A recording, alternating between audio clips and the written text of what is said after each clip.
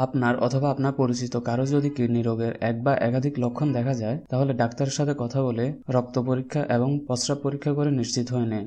কারণ কিডনি রোগের উপসর্গগুলোর সাথে অন্য স্বাস্থ্য সমস্যার উপসর্গের মিল রয়েছে। এনার্জি কমে যাওয়া, অনেক বেশি ক্লান্ত অনুভব করা অথবা মনোযোগের সমস্যা হওয়া। কিডনির কর্মক্ষমতা যখন মারাত্মকভাবে কমে যায়, তখন রক্তে অবদ্রব্য হিসেবে টক্সিন উৎপন্ন হয়।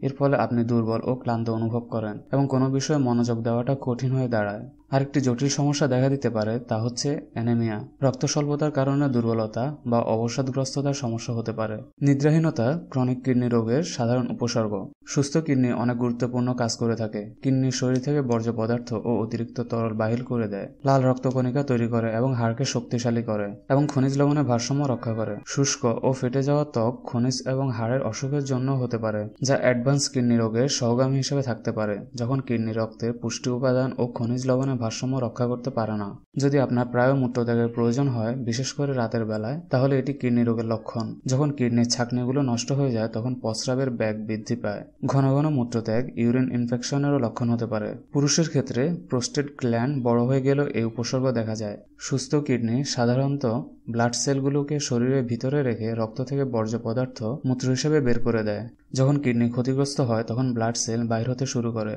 প্রস্রাবের সাথে রক্ত যাওয়ার এই লক্ষণটি কিডনি রোগের সাথে টিউমার, কিডনি পাথর বা ইনফেকশনেরও ইঙ্গিত হতে পারে।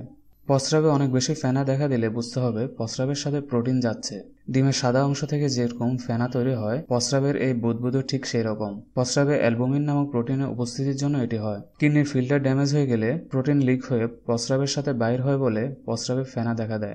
যখন কিডনি অনেক বেশি লিক করে, তখন প্রচুর পরিমাণ প্রোটিন প্রস্রাবের সাথে বাইর হয়ে যায় বলে চোখের চারপাশ ফুলে যায়। কিডনির কার্যকারিতা কমে গেলে সোডিয়ামের পরিমাণ বেড়ে যায়, ফলে পা এবং গোড়ালি ফুলে যায়। পায়ের নিচের অংশ ফুলে যাওয়া হার্ট, লিভার এবং পায়ের শিরার দীর্ঘমেয়াদী সমস্যার লক্ষণও হতে পারে। কিডনির কর্মক্ষমতা নষ্ট হলে শরীরের ইলেকট্রোলাইটের ভারসাম্যহীনতা এবং মাংসপেশিতে খিল লাগার সমস্যা দেখা দেয়। যেমন ক্যালসিয়াম ও ফসফরাসের মাত্রা কমে গেলেও মাংসপেশিতে খিল লাগার সমস্যা দেখা দিতে পারে। এছাড়াও বমি বমি ভাব, বমি হওয়া, নিঃশ্বাসের দুর্গন্ধ হওয়া, শ্বাস নিতে কষ্ট হওয়া, সবসময় ঠান্ডা অনুভব করা, মাথা ঘোরা, কোমর ও পায়ে ব্যথা ইত্যাদি দেখা দিতে পারে।